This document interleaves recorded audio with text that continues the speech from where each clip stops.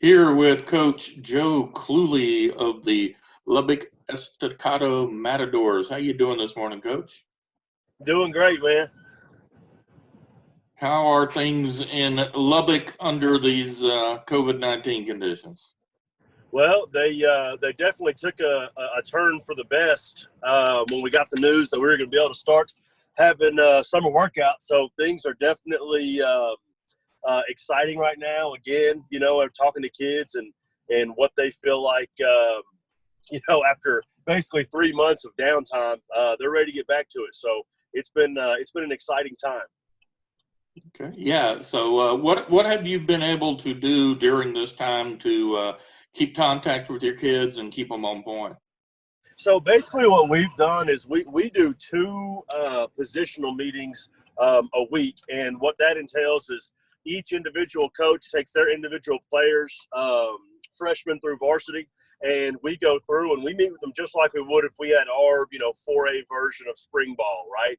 And we go through the meeting process, and we basically installed and had our coaches had whiteboards, and we had things like that. And we went through and basically did chalk talk, and we've done that since really about early April, just to keep our kids engaged. We gave them, just like we would if we were in normal situation, we gave them 2 weeks off, the last week of school last week and this week, and then we'll kick it back up next week and make that our last week of meetings before we can actually go into the summer workouts. And so it's been really good.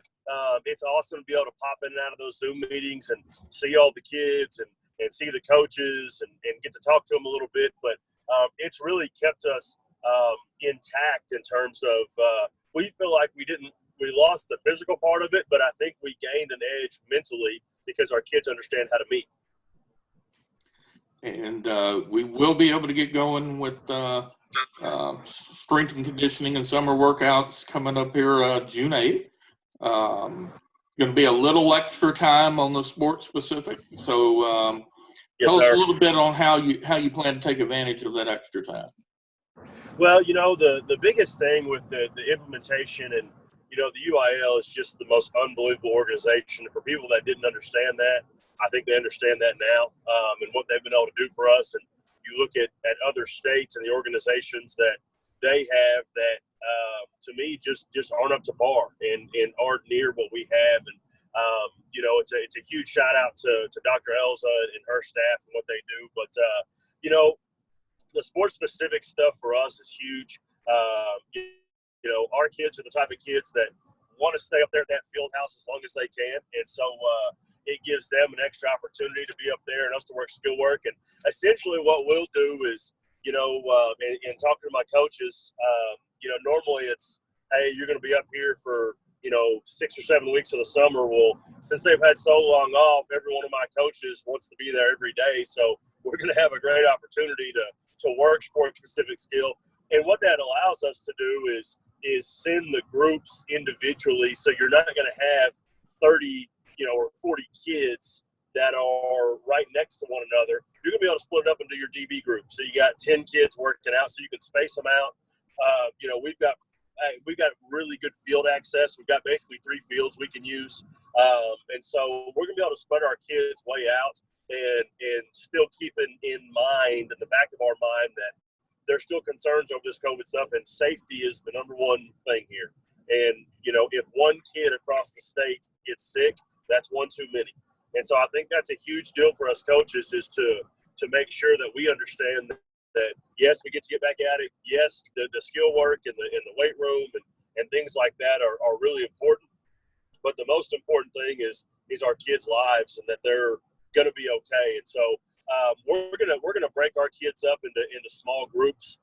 We're fortunate that even though we're a 4A school, we have quite a few coaches, and so we're gonna be able to break them up probably into groups of 6 to 8 and spread them out and go through work. And then if there comes a time where they feel like we can come together and do some 11-man work or some things like that, then we'll take advantage of that also. But we want to start out really, really slow. And so this will be your 3rd year at the helm there at Estacado, but you were on staff with Coach Shavers. Yes, sir. Last year, most wins since 1983 for Yes, the sir. school. Best 4-year run probably in the history of the school, looks like. Yes, sir. So, if you can go back a little bit, when y'all came into Estacado, what you had, Right. what you did to instill the ethic that you have there that's producing the results. Well, that was when Marcus called me. We had obviously worked together before and became really close. And with the changing of the guard at Wichita Falls, we had broken up, and I was the DC there, and he was the DC at West Mesquite. When he called me when he got that job, I knew what I was getting into, and going to be able to go not only be with a great friend, but an unbelievable football coach. And the big thing we always talked about was about instilling the culture first. And we felt like the kids when we got there didn't understand the importance of little things, of the details, and that when you went back and watched film from the previous year, we had the best athletes. The best athletes were on the field, and we felt like if we could get them to pay attention to detail, get them to buy into the weight room, get them to buy into each other, and that when bad things happen, you don't break apart, you form more together. We felt like that we had a chance to be really good, really, really quickly, just because of the kids that we had. And the kids when we got there were tired of losing. They were tired of, they had gone 1-9 or 2-8 the year before, or 2-9 or something like that. That senior class was ready to win. In basically how I've treated it and how Marcus treated it his first 2 years, and we've continued it, is you talk about the frog in the boiling water. If you put him right in boiling water, he's going to jump out. But if you slowly increase the heat and he doesn't know that it's boiling, he's going to die in that thing. And we've slowly increased the heat with every class that we've had. And so I look back at this off season, and when I look back, this before all the COVID stuff was far and away the toughest off season we put these kids through since I've been here. And it was because we were asking them to do more and more and work harder and harder. And the kids now it's so ingrained in their minds that we're going to stick together, that we're going to push through together, that we're going to build each other up and not knock each other down. That it was a really, really fun off season while it lasted. I wish it would have lasted a lot longer. But it helps when we lost an unbelievable senior class, a class that obviously has helped us be really, really good over the last 4 years.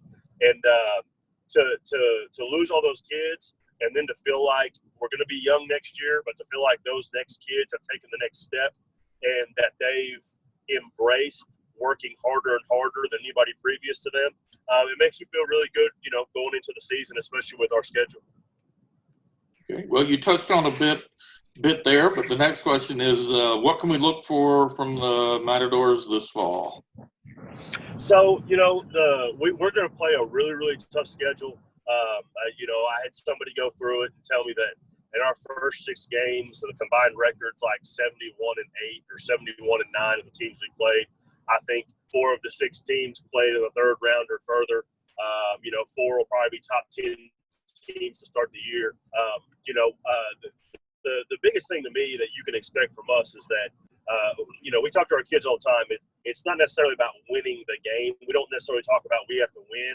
We have to get better. We have to get 1% better every single day. And we talk that about our kids in practice. And if you get 1% better every single day, you have the chance to look back and be really, really special. And, our kids last year really embraced that. But even though we didn't, finish how we wanted to finish, we lost in third round as opposed to playing for a state championship like we wanted to. I think when you look back, they really embraced that 1% better, that it's not about winning a state championship on August 3rd. It's about preparing to win a state championship every single day in everything you do. And if you walk out on a Friday night and you give it your absolute best and the team beats you, that's fine. Are you going to show back up to work the next day? Are you going to show back up on Saturday ready to get 1% better? Or are you going to blame somebody else or blame your other players or your coaches or whatever? And I think we have a team right now that we've had the last couple of years that embraces that, And so, we're going to work our kids really hard.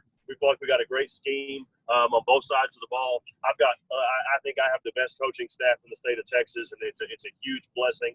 2 unbelievable coordinators that'll be head coaches really, really soon, and it's really a fun ride right now here at Estacado. Well, thanks for your time today, Coach, and we definitely hope to get to see the Matadors on the field this fall. Yes, sir. I sure appreciate it. Thank you.